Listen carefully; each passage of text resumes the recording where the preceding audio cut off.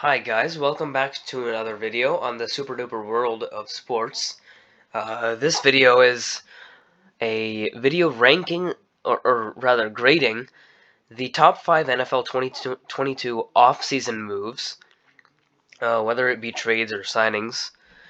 Number 1, we have Russell Wilson is traded to the Denver Broncos, and my grade for this trade is an A+, because the Broncos have searched for years now for a franchise quarterback. They finally got one, and in a big one at that. Or yeah, and it's just what they needed at the right time. Now they have so much even more star power than they already had before. So A+ for the Broncos. Number 2, Deshaun Watson to the Browns. I'm giving this a B+ because we know what kind of they know what kind of star power they're getting in Deshaun Watson. But obviously we can't just ignore the fact that there's 22 allegations on his name still, and the Browns gave up almost like half a decade worth of picks for him. So it's a great player they're getting, who still hasn't played in a couple years. So rust could take a little bit to get the rust off. So a B+ for this trade. Still think it's a good trade for the Browns, especially with that obtaining Amari Cooper as well. Should be good, but B+. Next trade, Von Miller with the signing with the Bills. Big signing that happened earlier on in the offseason. My grade for this is a B- because unlike the Deshaun Watson trade, unlike Deshaun Watson himself, Von Miller is older, to say the least.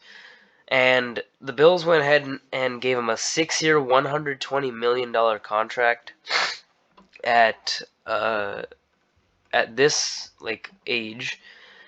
He is pretty old for a defensive, or an edge rusher, outside linebacker. So I just put a B- because I didn't think it was worth signing him for locking off for so long, even when he's starting to age a little bit. I mean, he's still undeniably one of the best pass rushers in the game still, but it's just he's getting on up there in age, and it might hurt the Bills in the future. But the talent is obviously great with this signing. B-.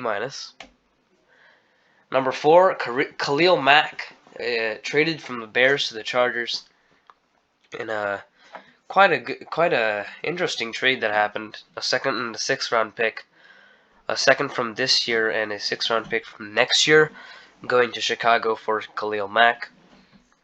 I gave this one a B+ as well, because although even Khalil Mack is an aging edge rusher, they didn't, of course, the Chargers didn't have to give up as many picks or as much, uh, capital in order to obtain Khalil Mack.